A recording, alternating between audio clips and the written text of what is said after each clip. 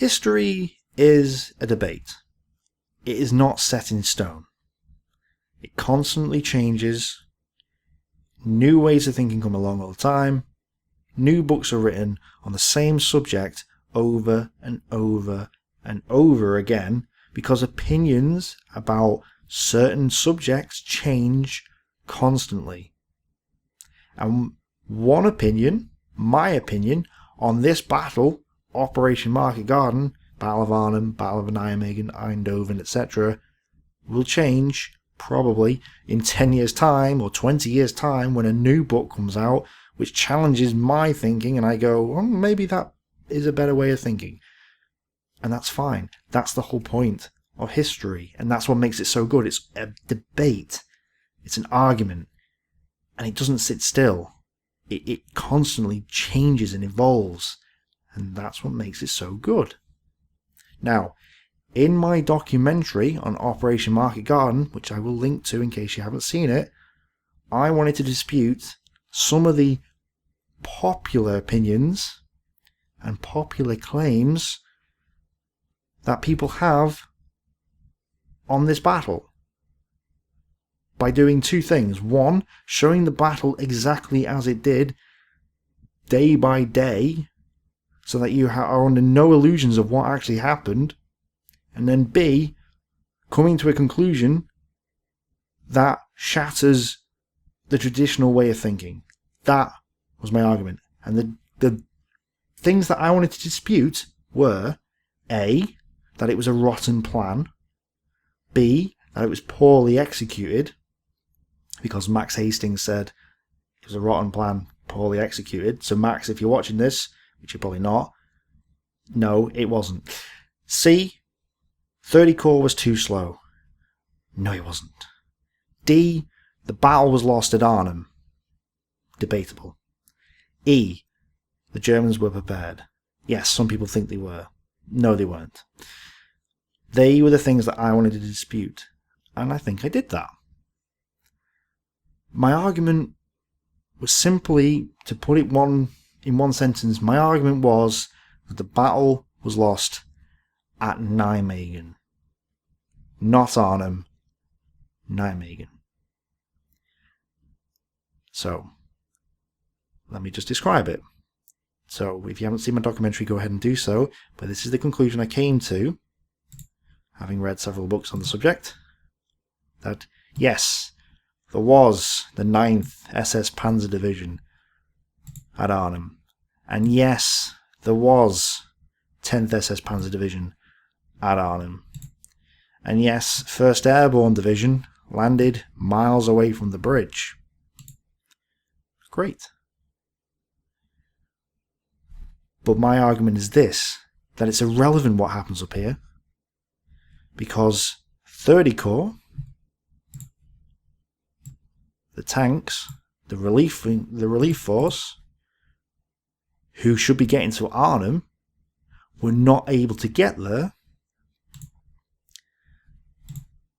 because the 82nd Airborne under General Gavin didn't take the crossing, the bridge over the Waal at Nijmegen.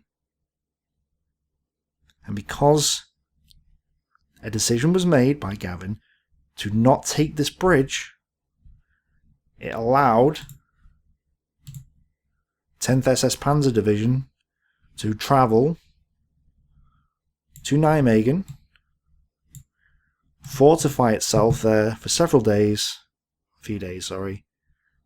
and thus prevent the tanks from getting over the Waal in time for Frost troops at the bridge to perish. So, by the time they got over the Waal, it was too late. And that decision by Gavin not to take the bridge is the reason that this operation failed. Because realistically, it doesn't matter how well the Allies perform up here, they are not going to get relieved, so they will eventually perish. That's it. That is the argument. And that argument is shared by several historians, most notably Robert Neillands in his book the battle for the Rhine, and I'm probably going to mispronounce this name, Poulussen. Let me spell it.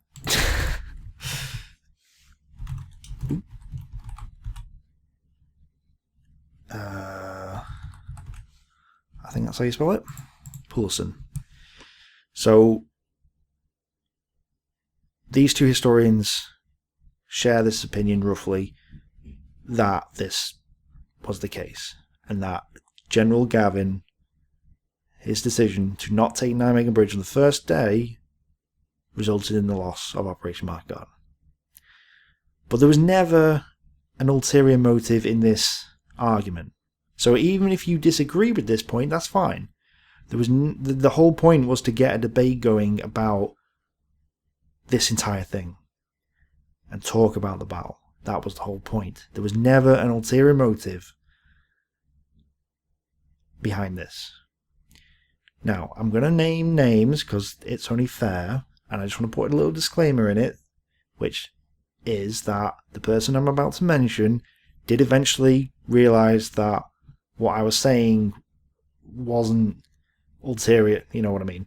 Didn't have a motivation of patriotism and nationalism, etc. behind the scenes. He realised that later on. But his initial comments were a bit chest beating, in a sense. So, and I hope I'm saying this right, caelachyt made a comment, which was 3 paragraphs. And to describe this comment would be to say that it was like a burger. The meaty part was in the middle. So I'm just going to read the meaty part now. If Arnhem wasn't so completely botched, so this area, and the entire 1st Airborne Division, here he is, had gotten to the bridge, the decision at Nijmegen, in the face of unknown enemy dispositions, would be mute. If Gavin took the bridge and the Germans had cut the road behind him, the delay would have likely been the same, or worse. He did not know what he was up against, and Browning probably concurred because he saw the same situation. So, what caelachyt is saying is,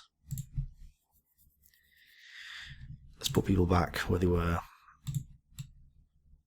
So, if 1st Airborne Division had landed closer to the bridge, probably, or had been able to get to the bridge in time, 9th and 10th SS Panzer Divisions here would not have been able to come south to Nijmegen. Thus, Gavin and his Airborne Division would have been able to take Nijmegen Bridge,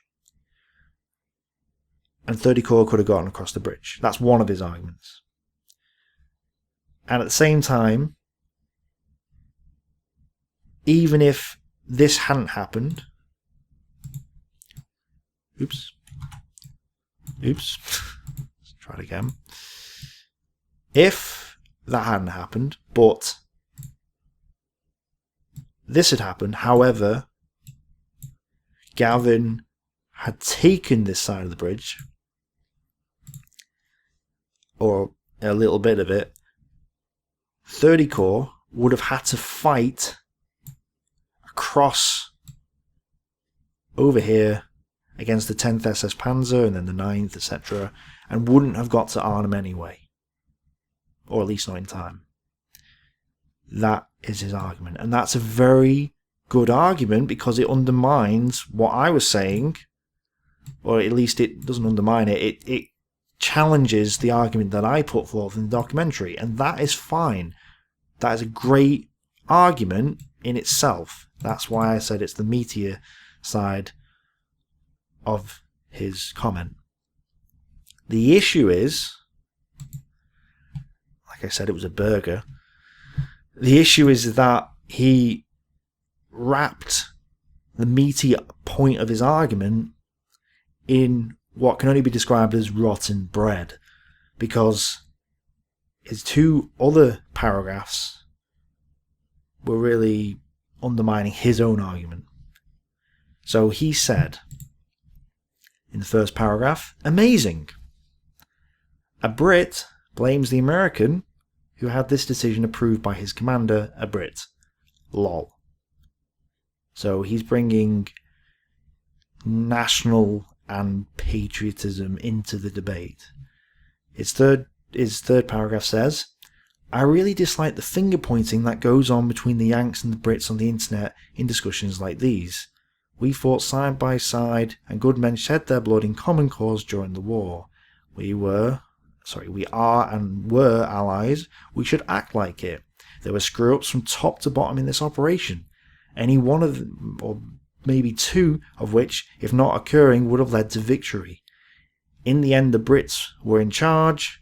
The book stops there, if you have to make it a matter of that. Okay. Let me just sit comfortably here. So,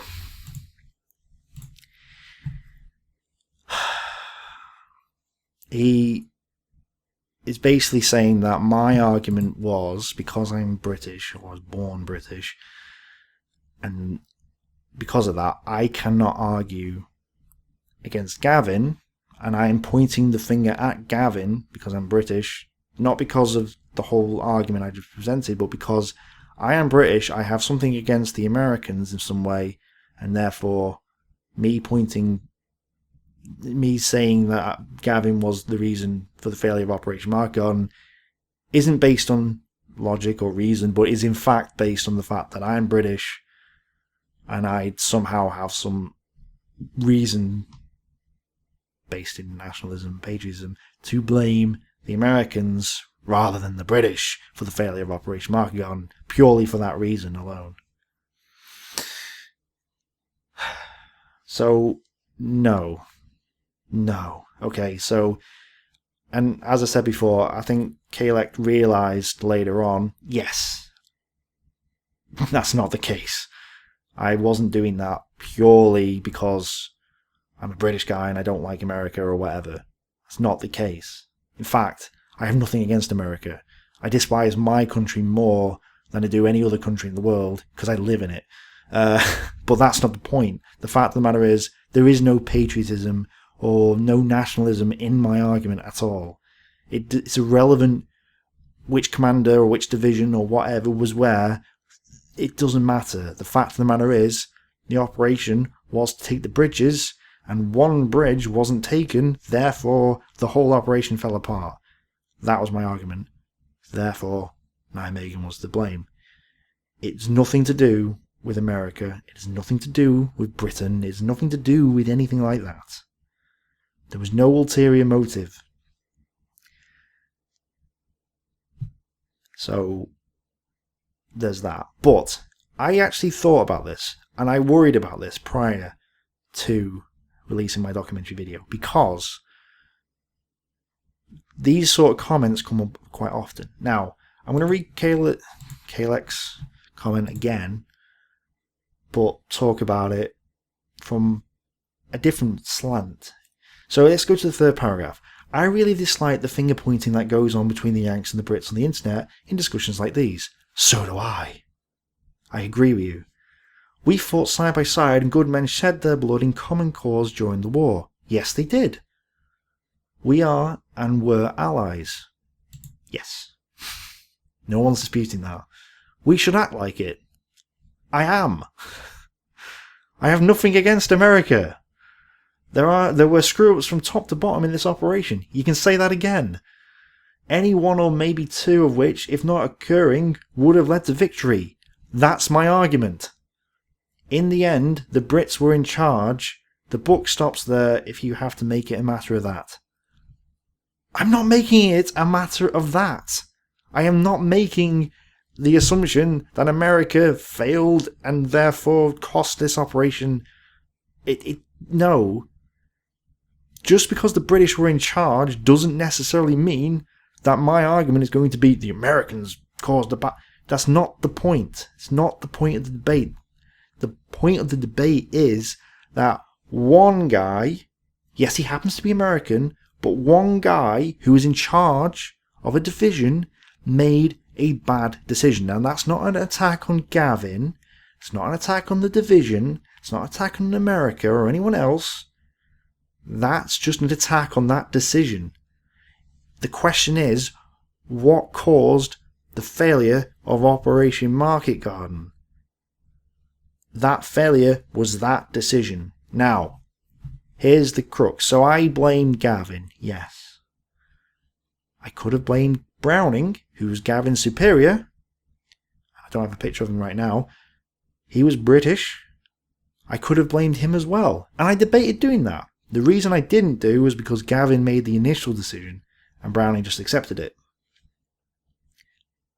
And it turns out to be a bad decision. But that's not the point. The fact of the matter is, I didn't do that because Gavin made the initial decision to not take Nijmegen Bridge.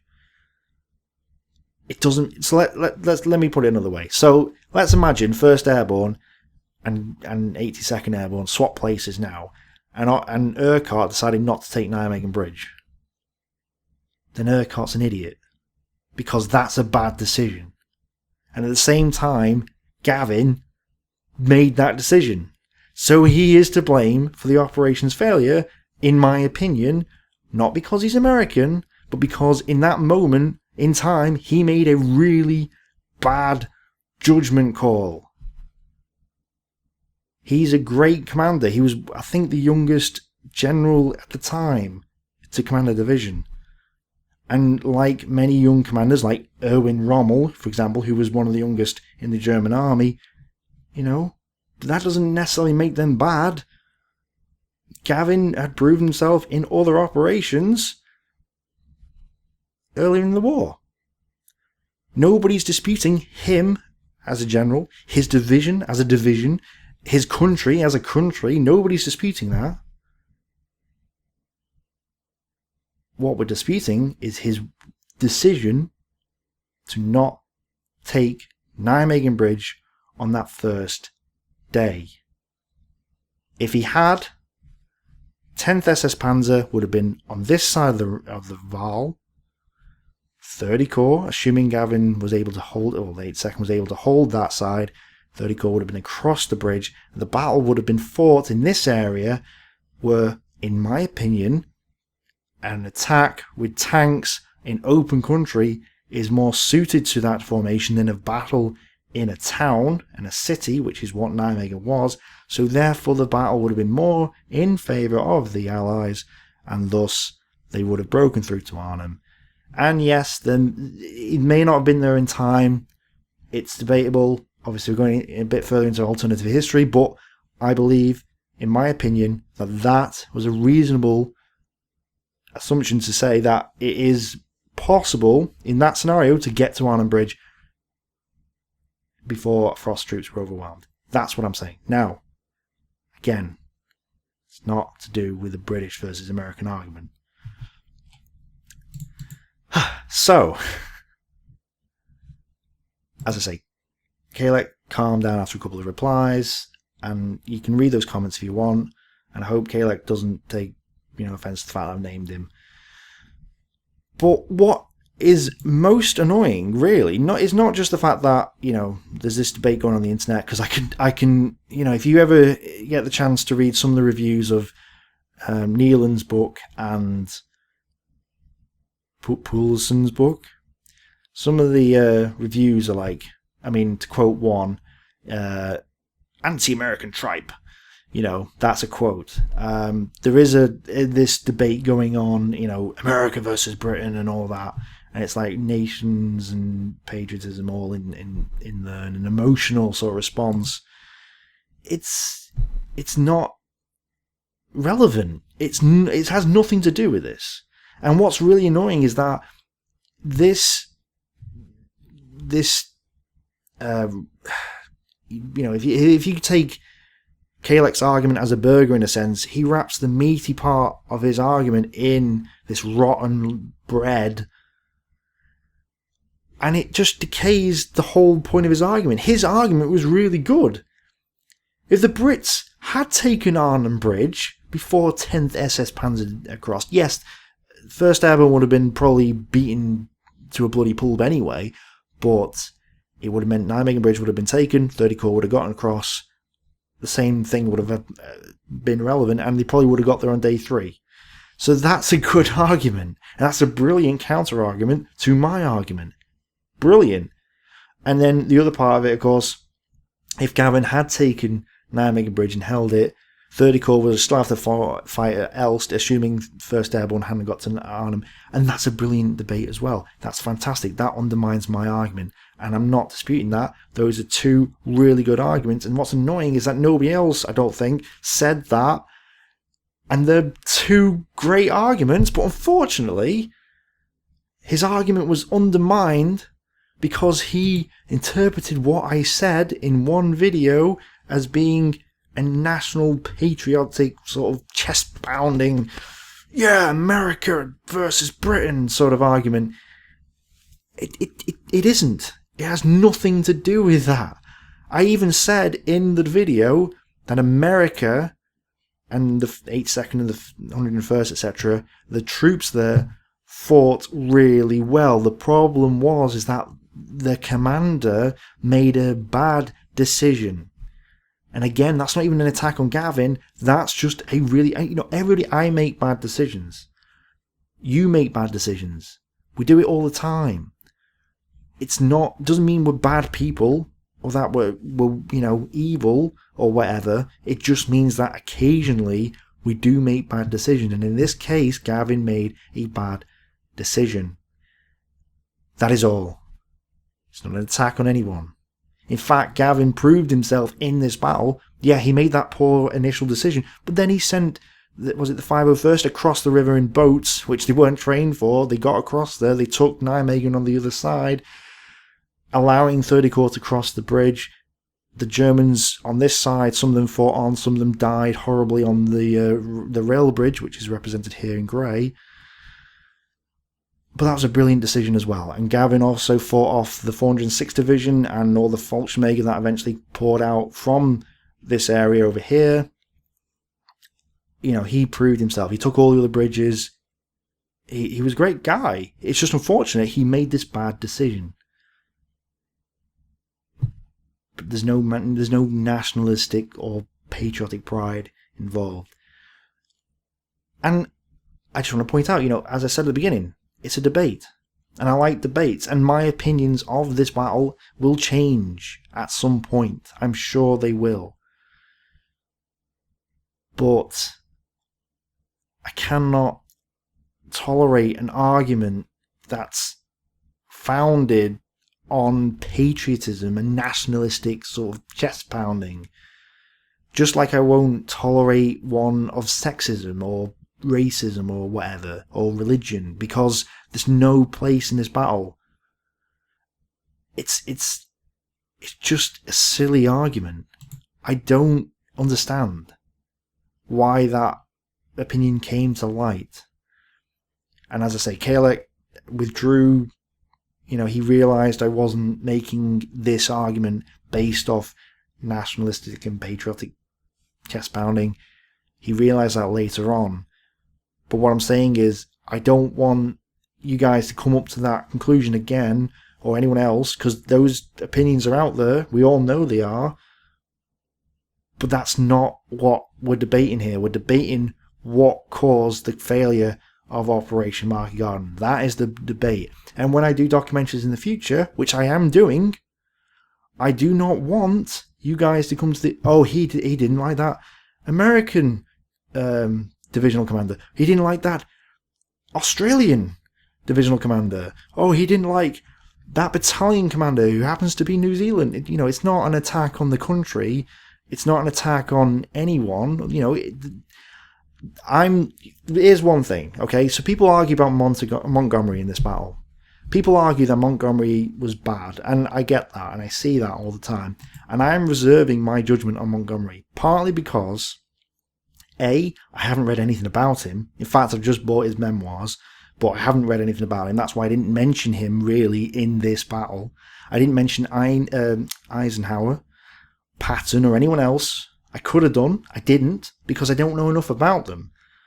But I know enough about this battle to come to a conclusion. But I'm deliberately not making any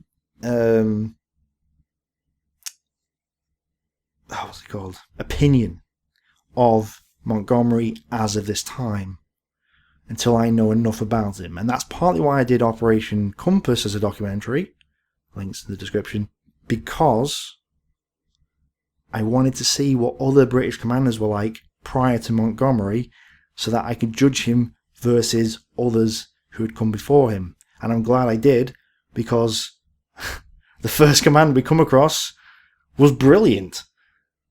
So, and was probably better than Montgomery. So there we go. That instantly proves the point. But, you know, I'm deliberately reserving my opinion on Montgomery because of that. And if I come to the conclusion that Montgomery is an idiot, then that's great.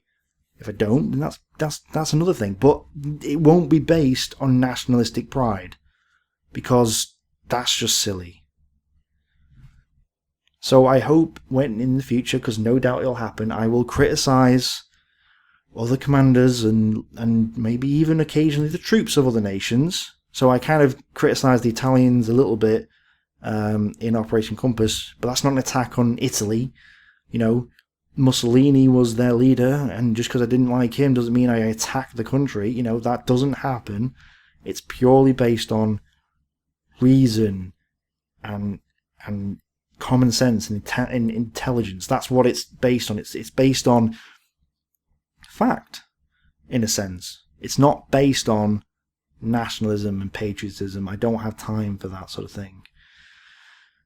Now, I'm not debating freedom of speech. You can say whatever you want. It's not an attack on that.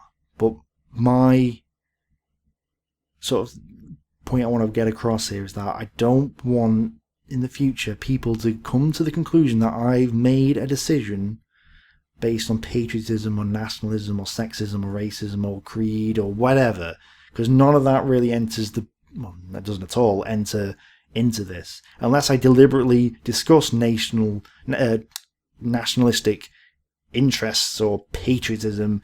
You know, unless I discuss that, I probably won't come to it, or unless I discuss modern politics, which I probably won't do.